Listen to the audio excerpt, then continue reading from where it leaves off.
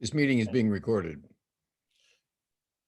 Yes, please be advised that this radio show, or whatever it is kind of show, is being recorded. Good morning, Michael Knight. How are you? It's a visual radio show with no television involved. I'm fine, Vinnie. Good morning. Well, actually, I don't know if I am fine. I just woke up. So good morning, everybody. Good morning to my body. Good morning to this Wednesday morning. Good morning to anyone. Good morning to the Ramones, wherever they may be.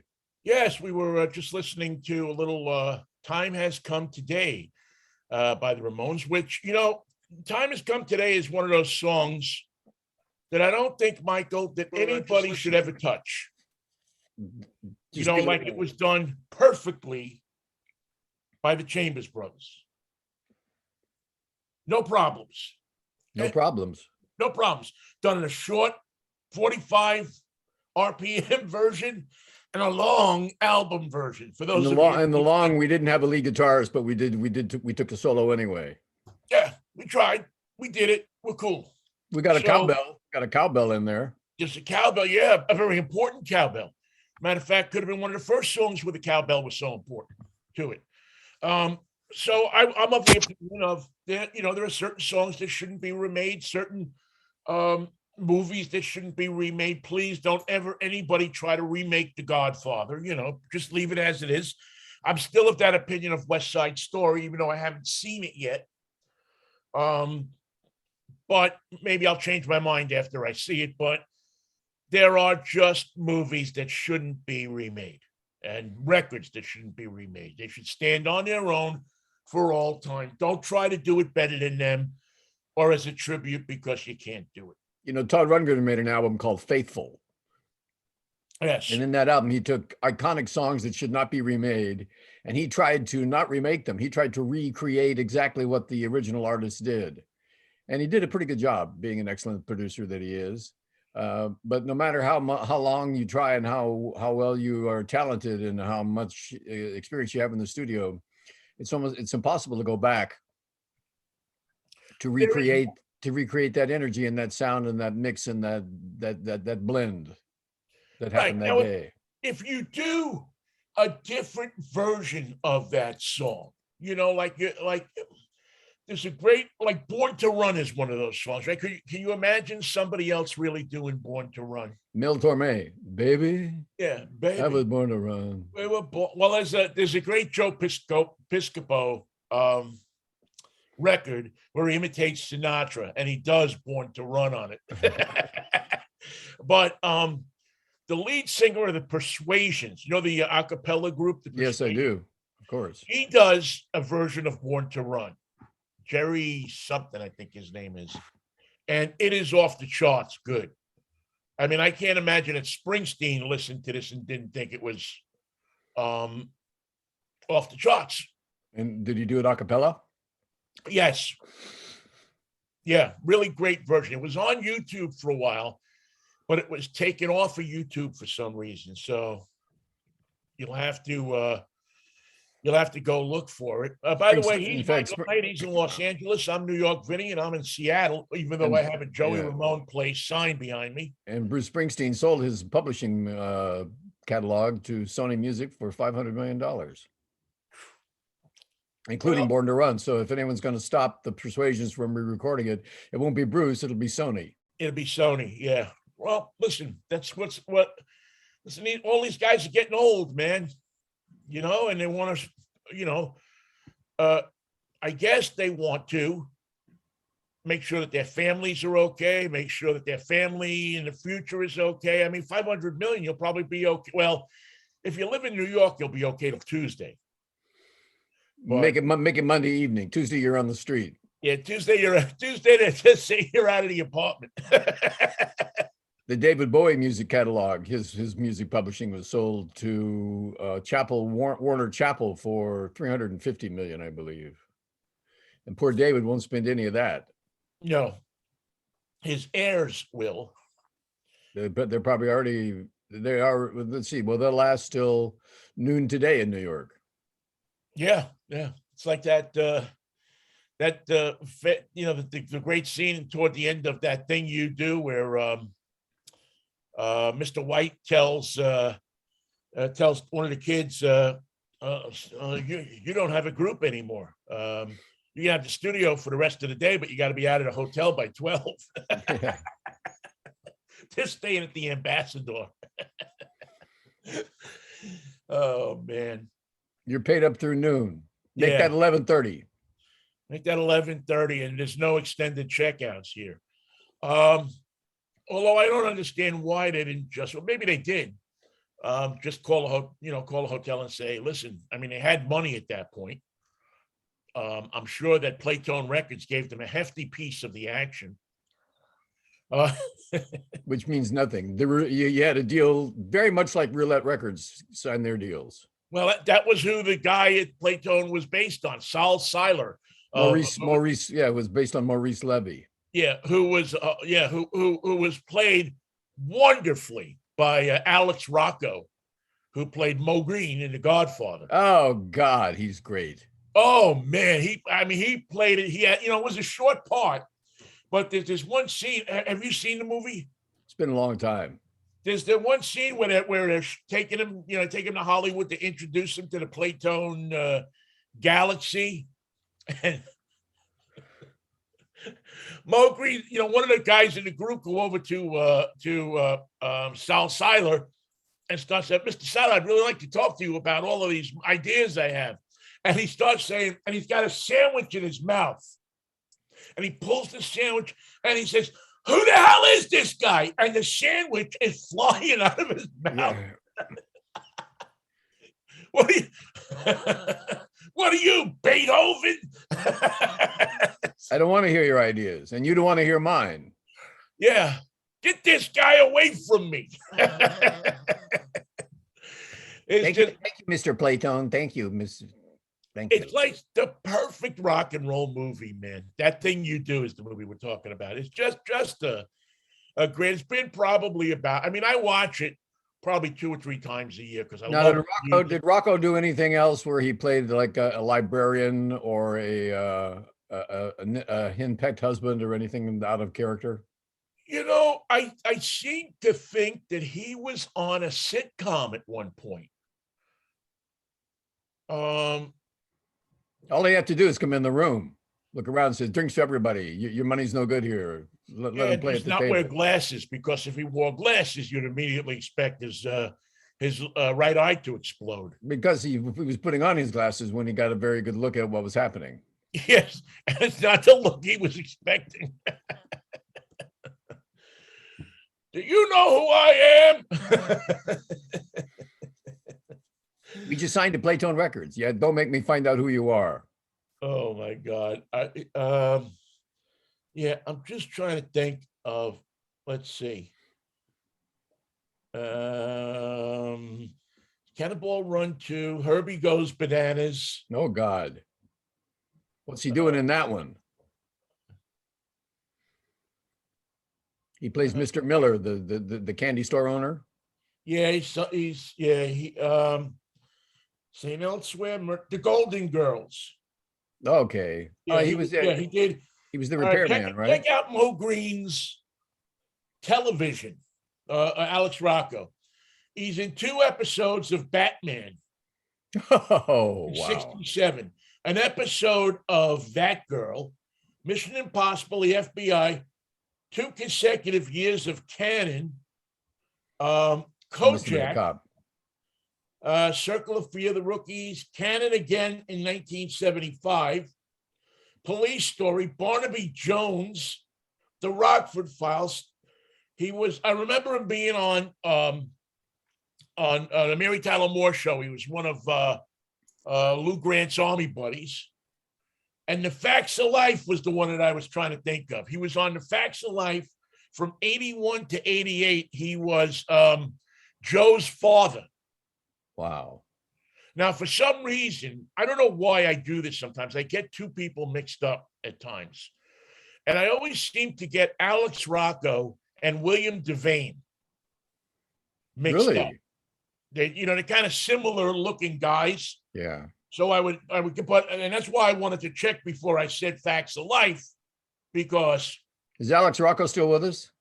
No, Alex Rocco passed away a couple of years ago. I think we actually did something when he died. I think we actually talked about it. It's not that long ago. Might have been one of those shows we did on the phone that no one heard but us. No, it was before. It was actually longer than that. It was, yeah, I think it was on the phone. It's died July 18th, 2015 in Studio City, California. Wow. His real name was Alessandro Federico Petricone Jr. Junior. Jr. So there was another Alessandro Federico Petricone Jr. Senior running around. Just remember, Michael, you don't come to town and treat Mo Green like that. You don't do it. One of the great scenes. Hey, Mikey, how are you? Draw around the chips for everybody in their rooms. Up the showgirls, they'll knock you out. He was banging cocktail waitresses, two at a time. Couldn't get a drink. You couldn't get a drink in the joint. So you straighten out my brother. You straighten out my brother. You straighten out my brother? Well, I'll tell you what, pal. Get your affairs in order because I'm going to straighten you out in a couple of Corleone's ain't got that kind of juice in town anymore anyway. So what are you talking about? I can make the deal with the Barcetta family. I can make the deal with the Barcetta family and keep my casino. Yeah. Oh my God, it was great. Yeah, he was. He's one of the great character actors. You know. No, we could let him keep the casino and he could run it for us. No, let's whack him anyway. Yeah, let's whack him. He knows too much, and it's strangely similar to the role that Alan King played in Casino. Oh yeah. Where he was the go-between between the mafia and the casino guys, and that strange family in Ohio that was bugged and kept talking about to their mother. That was Kansas City. Was that Kansas City? When they were in Kansas City. That was the they don't know how to be in the mob in Kansas City. They think it's all about barbecue. Yeah, they thought it was that was it. They had the deli and they went in, and because the guy, the Kansas City guy, was it Spongy? No, it wasn't Spongy. It was I forget now. Federico. Yeah, he decided he was so pissed off when he had to take the trips out to Vegas to get the money that he kept records. Because he thought he was getting screwed. So he had everything when the cops came. It was all written down. Plus, they knew where to look because they'd been listening to him talk for weeks. Well, it's funny, Michael. I don't know if you remember this, but I was living in Vegas when a lot of that crap went down. I was there, before I got to San Francisco, so it was 80. Got kind of windy and quiet in Vegas, didn't it? And it really did. Everything was locked down because everybody knew. Vegas is a town, used to be a town, it still is to a certain extent. That to get a good job, you have to have what they call juice. Yeah. You have to know somebody. You have to, and I had a guy who I knew from New York. My brother was out there already. I went out there, and this guy had a considerable amount of juice out there. Anyway, but by the time I had gotten out there, all this stuff had started hitting the fan. Something bigger than juice was happening. Yeah, it was called the FBI. And all of a sudden, all these people were like either disappearing or there was, all of a sudden you couldn't get a job in a casino through juice. You actually just had to apply. You had to go and you applied like anybody else, and it was bad economic times. And so there was no work. There wasn't a lot of work in Vegas. Atlantic City had happened at the same time and had drained off a big piece of their thing. And I think I've told you the story where I was riding along and I got pulled over, and the mob boss's name in Las Vegas is Richichi. Whoa, I didn't know that. Yeah, Natale Richichi, although I think they say Richichi. And I got pulled over. I handed the cop my license. He looked at my license and he handed it back to me. He says, okay, thank you. Thank you, Mr. Richichi. Yeah, thank you. And I was like, I had no idea what the hell was going on. And then I found out somebody. But you knew you shared the name, right? Yeah, no, I had no idea until I got there. It's not an advertised position. And now here's the head of our mob boss. Yeah, I don't look at those, I mean, matter of fact, if I'd have known that, I might not have gone there. Yeah, right. I mean, you don't want to get mistaken for the wrong guy. Wind up in a hole in the desert because your name is your last name is the same name as that guy. So anyway, who are you? Well, to tell you the truth, I'm not certain today. I can tell you who I don't want to be. Today I'm Vinnie Kelly. Why? Yeah. I'm Nora O'Donnell. Yes. Liam, spell me. I insist. Well, that's a wonderful piece of history. I'm glad you survived it. You were the mob boss for at least 30 seconds there. Yeah, long enough to get out of a traffic ticket, and I'll take that. Thank you very much. See you later. Goodbye. What about your texts this morning? Yes. Did anybody tell you? You texted me, said, did you get the codes? You know what that I got means. the codes this morning, that's for sure. So I wake up this morning and there's a notification on my phone. I barely woke up this morning. Good luck to you. And the notification says, you have been in contact with somebody who has tested positive for COVID. And it has the date and it gives you a list of things you should do. Should you do the Hucklebuck? No, they want you to do the hokey pokey, actually. Hokey pokey's good. If you can do the hokey pokey, you can go out and be normal. Have you put your left foot in yet? I haven't started it yet. I have not started it yet. But imagine waking up to that that kind of notification, that kind of thing on your phone.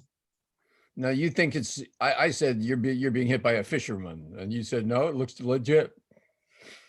Well, I went to the notification section of my phone and went in and looked at it, and it, you can backtrack it all the way to the CDC. Wow. So I'm thinking. Well, you got to promise me right now you're not going to catch anything. I promise you that I promise you that I will do my best not to catch anything. I don't think it's a phishing thing because I didn't click on any links or anything. I just went back to my notifications. Mm-hmm. Well, but there's got to be a better way than that to contact people. If they who could you have come in contact recently that wouldn't want to call you? It was on the 29th, and I'm trying to think of where I mean, crap, man, I can't even remember, where I was yesterday, never mind the 29th. So that was 2 days before New Year's. Yeah. Be honest with you, I think most of the day on the 29th, I was here. It was snowing like crazy. Did you go out that day? So I don't think I went out much on the 29th. Matter of fact, I didn't really go out until what was the 29th, a Wednesday? I got to look now.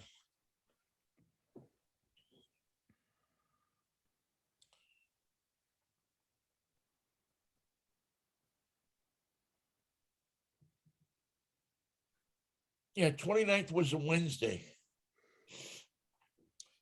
The only person that I can think about that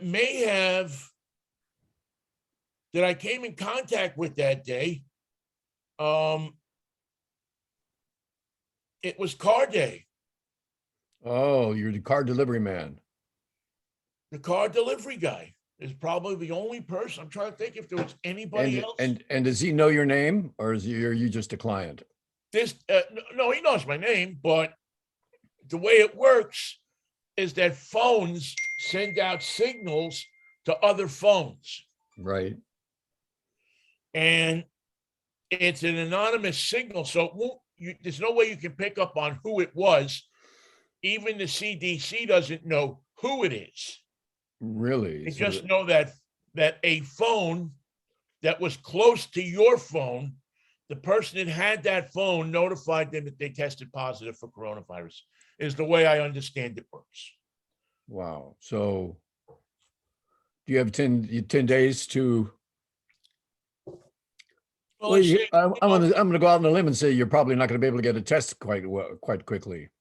I'm going to go over to the hospital here. I've actually been tested like 4 times at the hospital, so I've gotten to know the people that do the testing. Aha. So I'm going to go over there this afternoon and just knock on the door and see if they'll just give me a test. You've got the notification to help you out. Yeah, I mean, I got the note. I don't want to get it just for the hell of it. So we'll see. So the 29th was 5 days ago. So that's enough time for incubation 6 days ago. Yeah. And You should have symptoms if you were yeah, I think I would if by now, if it's the 29th to now, I definitely would have had symptoms. So I'm pretty. but there's a lot of asymptomatic people going around, you know the story as well as anybody. Yeah, and I don't want to spread it to anybody, obviously. How is the infection rate in Seattle going? It doesn't seem to be as big as it is on the other side of the state. Yeah.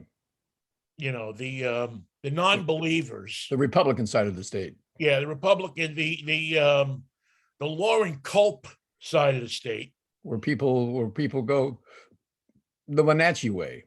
Yes, the Wenatchee way.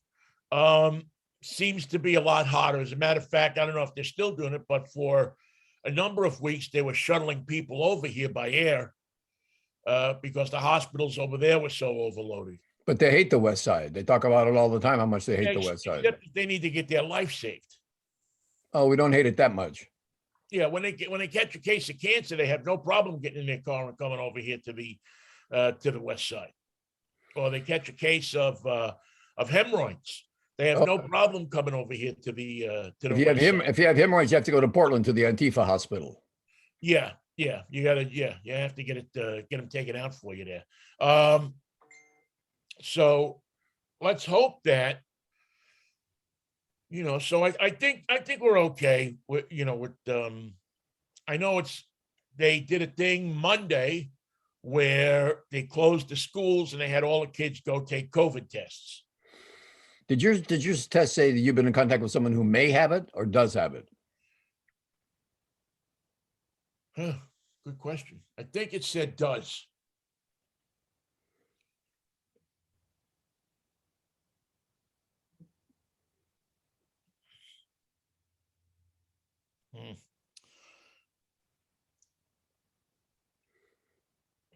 Yeah, I think it says does. Mikey, Well, get that test today and let me know immediately. Yeah, I'm gonna go and I'm gonna go get tested. You get that crap. And you'd think that the company that does the delivery would have some sort of a notification to its customers. I mean, they sterilize the cars. I mean, they really do a good job of sterilizing the cars. We're socially distanced when we do the drop off. The drop off and the pickup. Yeah, I mean, we really take precautions. I sterilize the car before I give it to them. I don't sterilize it, but I run disinfectant over the steering wheel, the dashboard, the windshield, the side. You get rid of the fingerprints. Come on. Yeah, of course I know how to do this. I know how to wipe down a car. No problem. But that's the only place I really could think, unless I went out to the supermarket that night or something. Yeah, but they wouldn't know that you were there. You can't. They don't have a list of everybody who went to the supermarket. Well, yes, they do. If the person who went to the supermarket that's infected has a cell phone, it'll meet up with your cell phone. And that's how they know. Wow. It's like, I guess it's the way to do it in China. China rules. Hey, you know what? They're the welcome to the changing of power in the world. Or as they say in John le Carré novels, Moscow rules. Well, I've always thought those Moscow girls really knock me out. They leave the West behind. And Moscow girls make me sing and shout. They leave the best behind. Yeah, because the judge is always on my mind. Well, show down your snow-capped mountains way down south. Take me to your daddy's farm. Oh, Mikey. So, Sean Hannity has his nuts in a ringer, doesn't he? This happens to all disc jockeys sooner or later. Which is what he is. He's a disc jockey. He's a disc jockey, except his records are his bile that comes out of his mouth. He can hit the post, but it ain't a good place to be. Not his post. He could be hitting a hanging post there. And he's gonna have to admit somewhere along the line that he has personal beliefs that never come in contact with his professional beliefs. As you see, here's the problem with these people that work for Fox. And do you think Tucker Carlson really believes the crap that he puts out there? What he believes is that he and Hannity both have, between them, they don't have a single soul. No soul. Well, when it comes to money, they are carnival hucksters. They have found a vein, a money vein that they will mine to the end. Right, that will keep them, and they will mine it for everything it's worth. And they care not if they bring down the government. They care not if they hurt people. They care not if they cause riots. They care not about everything. They are the worst kind because they have. How can I? Can you imagine the meeting? Some people, nowadays we look at mental illness and we're sympathetic toward it. We look at people that are disturbed, but it wasn't always like that, Michael. You remember this when you're a kid or you're a younger person and there's a guy on the block that's a little slow or a little touched, or maybe he's not as smart as everybody else. They call him dummy, or they call him stupid, or they call him this, they call him that, and he talks to the bus sign. Yeah, and people will goof on him. People will tell him to do stuff. People, it's the old thing of the Chinese guy who just came to school and you teach him to say F you and send him up to the teacher. Right. There's always a piece of us that in many people, not all people, but many people, it does that. Most people grow out of it. And Hannity and Tucker Carlson and O'Reilly and those people, I believe, are people that never grew out of that. And they know they have a bunch of really sick people in the way that they can lead them along because they have this blowtorch. And they do it because it's profitable. And they're not subtle, and it's amazing how stupid it is sometimes. Like they say, well, we had the insurrection on the 6th. Let's just say on the 7th, we can't be very subtle about it. We'll just say it didn't happen. You thought it happened. You thought you watched it. You thought you saw it. You thought it came down. I'm here to tell you, it never happened. Was a bunch of Antifa people. Antifa people and FBI agents pretending. Yeah. The FBI agents hit the cops. Yeah. I mean, really? Nobody hit the cops. Nobody defecated in the halls. Nobody broke the windows. Themselves. That's what they did. The centaur, the half man, half idiot, that was running around the hallways there. Mr. Revolution there. Federal agent. Yeah, he was with the. You look at the pictures. You can match the pictures up. He was at an Antifa rally just 2 weeks before. And the CIA was there, but they were in their secret uniforms, so you couldn't pick them out. They were there. I truly hope. I mean, I don't know what you can do about Fox, and I don't know what you can do about Hannity, and I hope you do know though, because every station has something that they must honor or they can't broadcast. Well, They have a but license. right, but the broadcast licenses are Fox Entertainment. The cable license, which there is none really, right? You don't need a license to open up a cable station. Do you? I mean, I'm unfamiliar with it, but I don't think you need a license to you can put anything on It's cable. just for the individual stations, I suppose. So, yeah, let's say you could try Hannity. You could, I don't know if you can make a connection. Maybe you can get him for inciting a riot. Maybe you can get him for, but it's going to be a long trial. It's going to be, you're going to have trouble proving it. And that's why they operate on cable, because there's no fear of retribution. That's why these guys truly think that nothing can happen to them. Well, I believe that. Maybe I'm wrong. I'm not right about everything. No, but Senator Joe McCarthy believed the same thing, and he had even more reason to believe that he was never going to be brought to justice over the things that he had done. Right.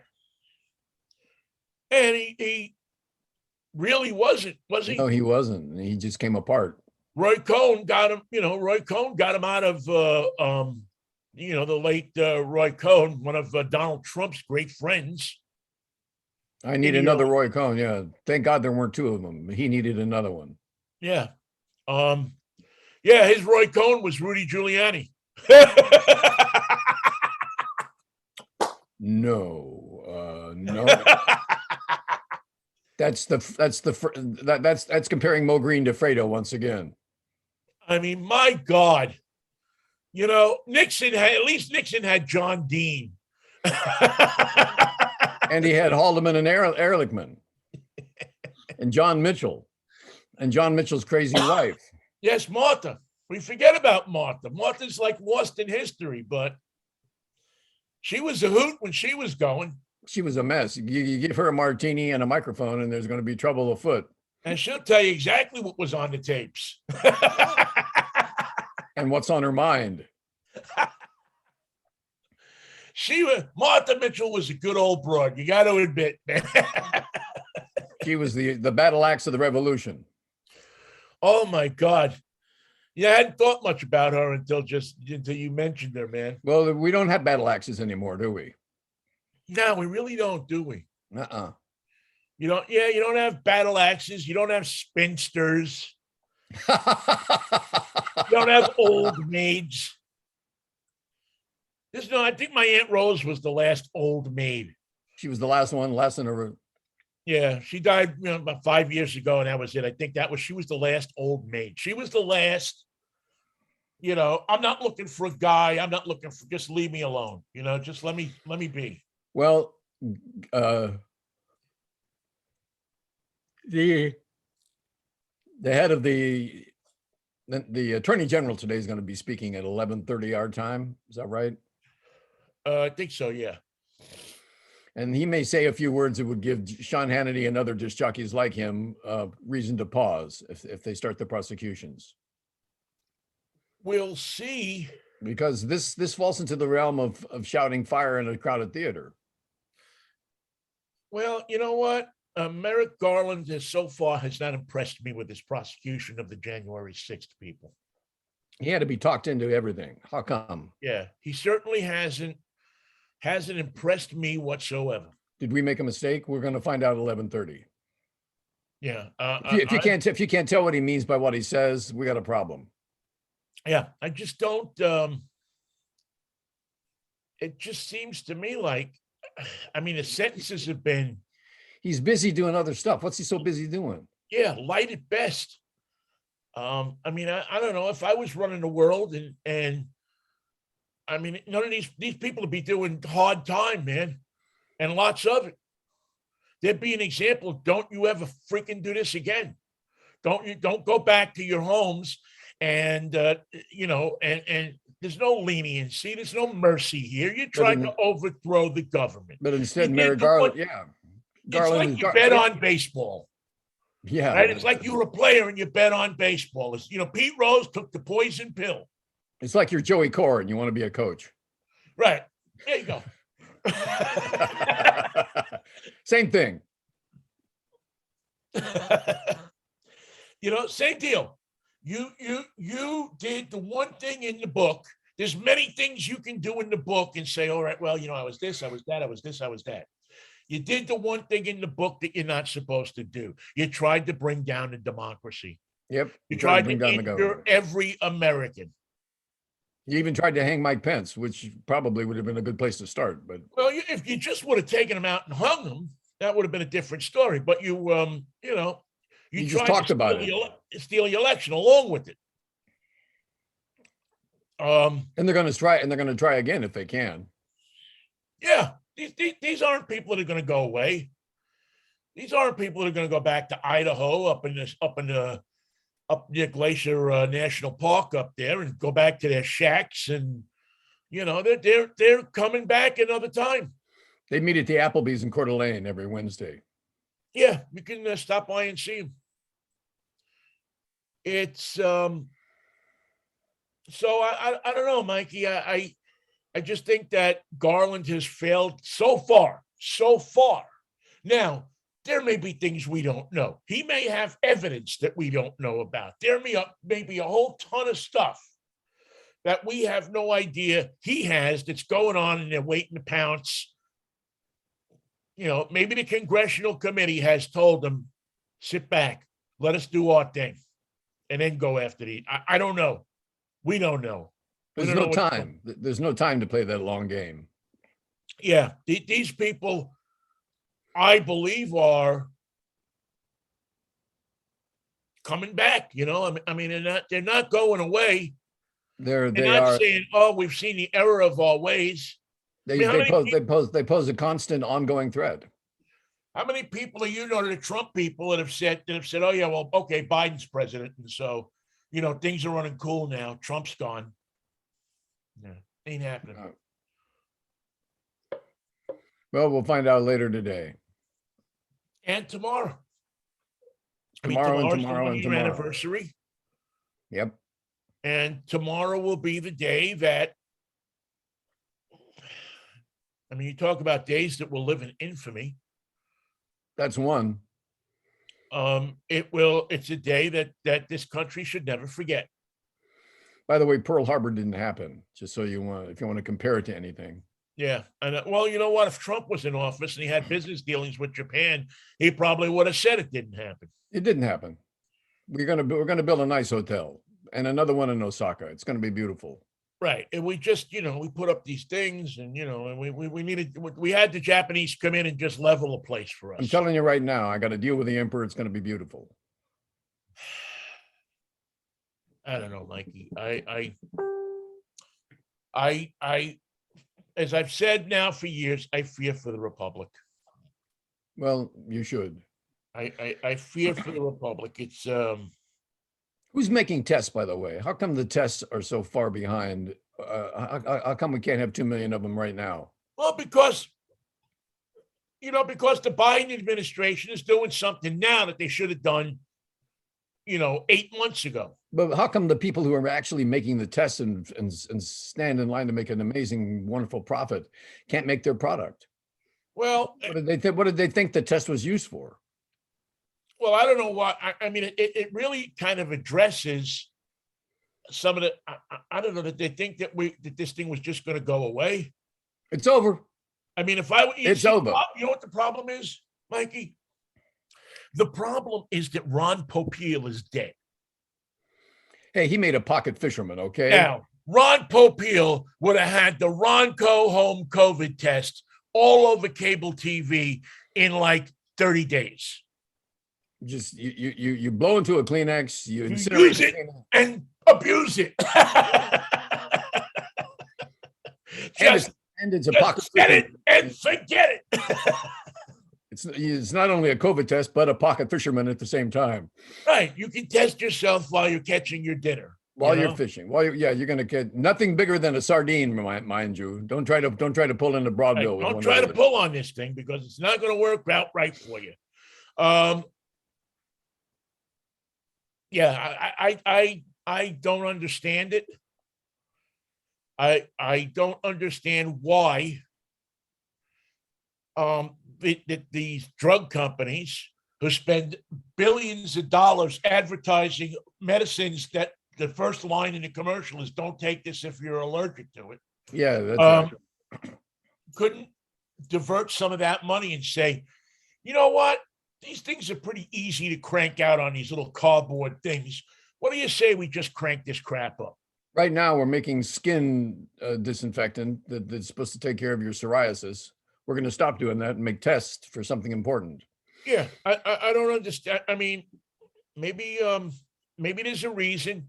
Maybe they had to be approved by the FDA, but then why did the FDA? Why did the FDA approve a test that's not accurate? You know, why did the FDA not jump on this?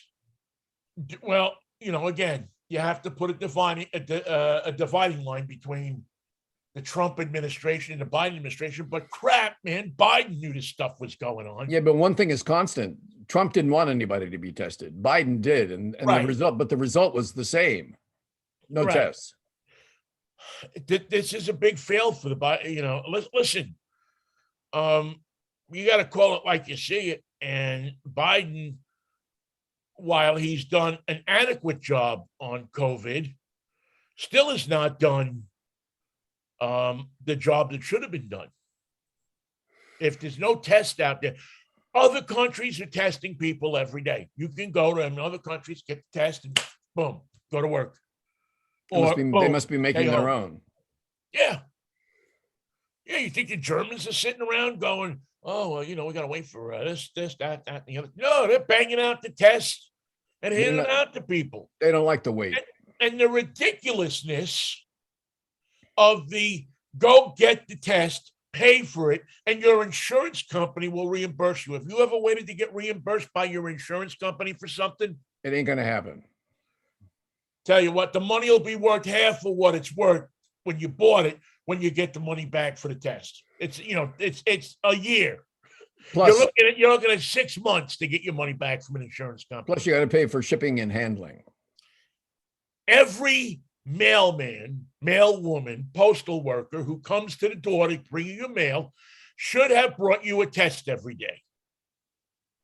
In that package of mail, in your mailbox, in your post office box, wherever you get your mail, that there should have been a test in that box every day, so that you could just take it out, test yourself. Wasn't there a plan to send them out? No, there was a plan to send out masks. I remember that. I don't know if there was a plan to send out tests. I think you may be right. And again, that's the epic fail for the Biden administration so far, among other things. And listen, this was better than Trump. We have to remember that. And we can thank Trump for the fact that 30% of America is never going to be vaccinated. But mark my words, the Democrats better get somebody in the wings. Yep. The Democrats better get somebody ready to go, because I don't think Kamala Harris is going to get elected president anytime soon. No, she hasn't had a very good run. No, it's not been a great run for her. And, you know, Biden says he's going to run for a second term. He doesn't have a choice right now. But yeah, but what is he going to say? The Democrats better look around and figure it out. And my fear is, right now, I don't know if it's a fear, but it is a fear, is that Joe Manchin is going to wind up worming his way into this one. As a Democrat, he can run with Ron DeSantis on the Florida ticket. Well, I don't know about that, but I watched the interview with Joe Manchin yesterday, and the word he uses more than anything is thing. We got things that we're thinking about, and things that we're going to do, and things that we're discussing, and things that we can't do, and things that I like, and things that I've never liked. And I've been very honest, I've been upfront from the thing. There are things that I don't want, just things. Yeah, he's a tap dancer, man. He's got a fourth or fifth grade education at best, and that's where he lays it out. He's a tap dancer, Manchin, man. He knows how to dance. He danced into the governor's mansion. It's a clumsy white guy dance, though. No, I think he's a professional dancer, Michael. I will not sell Manchin short. I may not agree with all of his politics, but he knows how to tap dance. He knows the moves. Well, he's responsible for the breaking of the Biden administration, and he relishes in it. Well, Michael, if you wanted to run for president and you thought your time was in 3 years, not in 7, what would you do? If you said to yourself, if you said, okay, or your strategist said to you, listen, you want to be president, right? Let's say Biden gets all his stuff done. He's going to be hailed as a hero. The left will love him. The centrist people will love him. Even some of the Republicans will love him because he's going to hand out enough money to the Republicans, the under middle class, the average Joe Republicans. They're going to get enough money that they may even flip and vote Democrat because Biden put money in their pockets. But if you don't put money in his pockets, if you don't approve this Build Back Better bill, well, now you can criticize Biden for not doing it. Right. And in a year or two, you can say, you know what? I think I could do better. You stop a program and then say, I could put together a program to solve this problem. Right. And we've seen that before. We've seen that with Obamacare. Well, he's made enough enemies in the Senate to where he'll never pass anything, even if he is elected. Politics have short memories, Michael. It's short memories. Power, if he can show the Democrats how to stay in power, and he is, seen as a viable guy, and that Biden is seen as a declining force or no force at all, just a figurehead more than anything else. Wasted his time trying to compromise. Yeah. That the art of compromise is truly dead in this country. That I think Manchin becomes, will get what he wants passed. Because I hope he gets what he wants. He sits in a place that's attractive to centrist Democrats and the Republicans who think that Trump is nuts,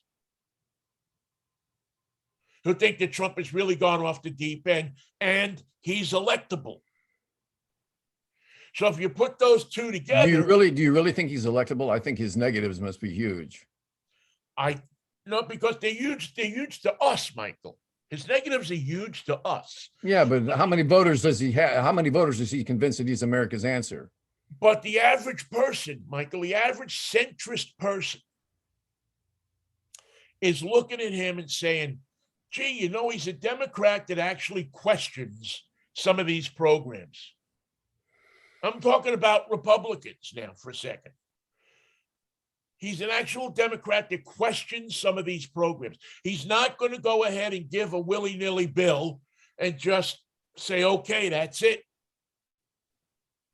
I don't think he's got a prayer. And the reason is we are not a nation of centrists. There aren't enough people in the middle anymore, Ben. There used to be. Yeah. Oh, there used to be, but not anymore.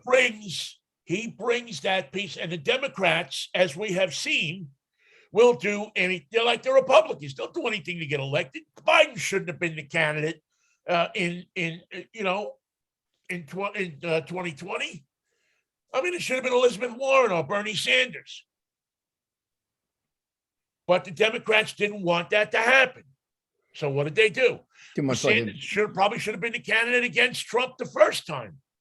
But what happened? Same kind of problem they have in Alabama when you have too much Bama in you. They figured that Elizabeth Warren had too much had too much of a Democrat in her. Yeah. You're a Democrat, but it's too much. Yeah, but it's too much. So, I mean, listen, it's all speculation. It's all just, it's like sports. We're looking at this and we're saying, well, we think this team can win because of that. We're thinking that team can win because of this. The reality is they got to play the game. And the reality is, if you won't get vaccinated, we're going to let you play anyway. Everyone has to get vaccinated. Well, I'm not going to get it. Well, you can play. You can play part-time. What about Aaron Rodgers? Yeah, Aaron, you should have gotten vaccinated. You shouldn't have lied about it, but go ahead, you can play. Which leads me actually to something that I wanted to bring up today that is kind of interesting. I don't know if you were looking at my Facebook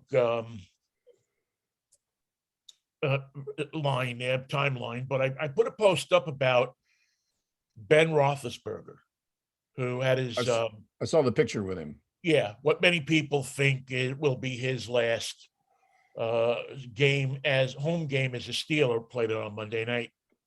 Great reception from the crowd. Yeah. Now, if you remember the history of Ben Roethlisberger, when I got to town in Pittsburgh in 2010, Roethlisberger was knee deep in the controversy. Well, it actually happened right as I got to town of the attack in that girl in the bathroom in the bar, and I thought the Steelers should get rid of him. We don't want, you don't want that kind of guy. You had that and Jerry Sandusky and Tiger Woods going at the same time. Oh boy, trifecta. You want to talk about a sports talk host dream? It was like go in every day and just mention those three names, and you got a 3-hour show. Throw in a little hockey on top of it, and you're done. But a funny thing happened on the way to the forum. As always happens in life, twists and turns. So the next year, I wind up co-hosting the Ben Roethlisberger show. And what I found is a kid who made some mistakes. I mean, I don't doubt that something went on in that bathroom in that bar. I don't doubt it for a minute. That's a bad combination. Quarterback, bathroom, bar. And bad combination. Yeah. And friends and all the stuff that went on there. So all of a sudden now, Roethlisberger starts to straighten himself out. No more incidents, no more problems. He's doing extra work. He's doing charity stuff. Roethlisberger started out by buying bulletproof vests. Remember when the troops couldn't get bulletproof vests? That's right. He sent over, I don't know, $500,000 worth of bulletproof vests. He bought them for local police departments. He did all sorts of the kid, I thought, realized that he did something that many people do. He screwed up. None of the people would testify against him. They were probably bought off. In fact, I'm sure they were bought off. So he got a pass. He got a free pass like any rich dude would probably get in that situation because because victims become less of a victim when they're assuaged with cash. It's funny how that salve just heals the wound, doesn't it? I feel better. I feel better, right? I feel better already. How much better do you need to feel? Yeah. I'm getting there. I'm getting there. Keep going. So over the years, I've watched the guy. I've had contact with him, a few times since I left the radio station in Pittsburgh. One time, my housekeeper in Pittsburgh was a huge Ben Roethlisberger fan, and she got cancer. And I called Ben up and I said, "Hey, can you do me a favor? Can you sign a ball to her? I want to go give it to her." And come down to practice facility, handed me a ball, said, "Here, give it to her. Anything else I can do, let me know."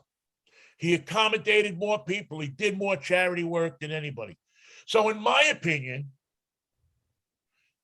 I said, This guy had pretty much did the same, we all did stuff when we were young that we're sorry for.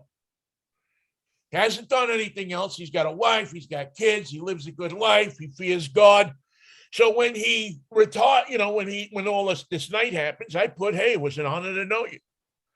I'm glad I was a small part of your ride. And not on my thing, but on another thread that I'm on, some guy says, well, he'll always be called Rapelsberger in my, and so I said, well, I know the guy a little bit. I think, but who among us hasn't done so, So what is the standard for forgiving somebody? What is the standard when somebody does something when they have a ton of money and they're young and they're stupid? What's the standard for that? I think it's case by case. Yeah, the individual has to be worth redeeming in your own mind, because it's your personal forgiveness that we're talking about. Yeah. The fans of Pittsburgh have forgiven him and they love him. The Rooneys have forgiven him. Tomlin has forgiven him. They love him. And I think if you want to weigh what he's done well, football and non-football activities, against what he did so wrong, I think you'd have to say that the weight is leaning far toward the things he did well, the things he did right, the things he did. Yeah, and I think more than just himself. Yeah, I think there's something else comes into play is when something is proven. Now, if he would have had a trial and been convicted, I think that might have made me feel, a little differently. How was it handled legally? They lack of evidence. Nobody wanted to testify. I'm sure his people got down there, his lawyers and agents and crap, got down there and, bought who they needed to buy off. Well, did you think his community service and his kindness and his overall personality was genuine? Yeah, I think, I think at first maybe it wasn't, but I think he got some counseling. I think he talked to people, and people took him under their wing and said, listen, pal, you got a chance to be this, or you got a chance to be this. How do you want to handle yourself? I think he met a woman who had immense influence on him. His wife, I've met her a few times, had immense influence on this guy.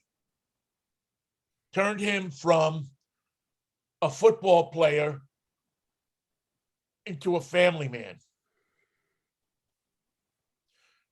Been nothing since, not a whisper of anything. This guy does his work, he goes home to his family. I'm not going to judge him. Not for me to judge what he does. I just think that when you talk about comeback stories, when you talk about people who have changed the direction of their life, I got to put Ben Roethlisberger up there on the list. And for a guy who really can't scramble, he's had a great career as a quarterback. Yeah, he's a Hall of Famer, undoubtedly. There's no question about that. People in Seattle here feel a little rough about him because he beat him in the Super Bowl. That's what you're supposed to do. But that's what, think about it. He's done everything a great football player can do. What he hasn't said to me that I haven't heard him say is that he's going to retire. We're all saying he's done. We're all saying he's through. But where is it? He can be a bit of a drama queen. If there's one thing he's got going for him is that he can be a bit. So it wouldn't shock me if he came back next year. What I think the Steelers should do is keep him for a year, draft a young quarterback, and like we were talking about with, I forget who we were talking about with Meyer and Montana, keep him around, get him into some games, but also let him mentor his successor. And I think that would be for if I were Kevin Colbert, the general manager of the Steelers, that's the way I would go. I would try to, say, listen, we're going to bring somebody else in. We want you to stay. We want you to be with the team. We want you to go out there and play, but we also want you to play not as much. Many good quarterbacks are not very good coaches. We've seen that in the past. Yeah. Yeah. And they do the Brett Favre thing. Hey, you're the rookie. I'm the pro. I'm not teaching you anything. Good luck. Well, Ben is a bit of a different situation because I don't think he's going to go anywhere else. He's going to be in Pittsburgh he's going to forever. sign with the Bengals or the Browns or the Browns. Yeah, he signed with the Browns. Yeah, or something like that. I don't think that's in his wheelhouse. I think he wants to be like Terry Bradshaw. He wants to be remembered as a Steeler and only a Steeler. There's an immense forever to that. For anybody who's ever gone to a game in Pittsburgh,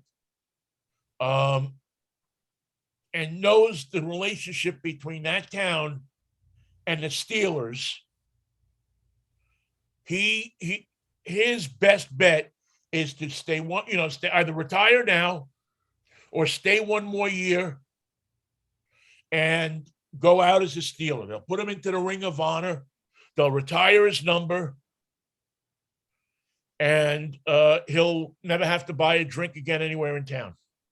Yeah, don't go back to that bar, wherever that bar was. It was in Georgia or something like that. And, bad things happen in Georgia. Bad things are going to keep happening in Georgia. Yeah, ask anybody.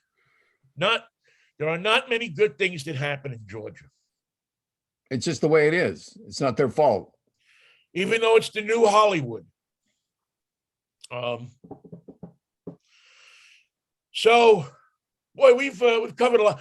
For a couple of guys who didn't know what we were going to talk about when we came on the show today, we sure got through some stuff. I'm just happy I worked in the term disc jockey because it made me feel better. Mikey, if we think of how much money we save on therapy by just talking to each other every Monday, Wednesday, and Friday. I feel better, and I have too much Bama in me. Yeah, and I feel better, and I don't usually feel better. Now, when are you going to go get your test? Where are you going? I'm going to try to get there right now. I'm going to try to, as soon as I finish this up, I'm going to call my doctor, and if not, I'll just walk over there. The hospital's just down the block. Walk over there and knock on the door and see if they'll just they love my mask. I got that mask that's looks like my face, and every time I go in there, everybody in the place cracks up. So I'll just wear my mask, go in, and see if they'll just do it. Do you have the U94s or the U95 masks? Do you have those? No, I just have a double cloth. Okay. I don't think I can get an N95 with my face on it. No. And you know what? You can double up. What? I would rather I'd rather take the chance of infection with my face on it than have that ugly mask on. Well, let us know the results as soon as you know. I will let you know. I will give you a holler or text and let you know what's going on. And I know that the answer is going to be negative, so I'll see you Friday. Yeah. Oh yeah. I'm sure. I have no symptoms, no nothing except that I'm sneezing. I think I got a bit of a cold, but other than that, I think I'm okay. All right, that'll wrap us up, Mikey. Imagine that. I had this list of things that I wanted to talk about. One of them today was phrases that we want to leave us in 2022. So we'll do that on Friday. It'll be a good fractious Friday. Digging down, unpacking, and literally. Do not take a deep dive. Do not. Do not. And if you're tempted to take a deep dive, I just want you to know when you come back up, there's going to be too much Bama in you, and we're going to get rid of you. And if you take a deep dive, don't do it in shallow water. People do not come back from that kind of thing. That's where shark attacks happen. Deep dives in shallow water. deep dives in shallow water, and don't unpack anything, and you'll hold till Friday. All right, brother. I will see you on Friday morning at 10:10. That's our new time. I like the 10:10 thing. You know, it's a Freaky Fractures Friday show in the making. It's 10:10, baby, on Friday morning. If the Lord's willing and the creek don't rise. Remember, Mikey, always wish everybody peace, love, and Manischewitz. What a wine, what a disc jockey.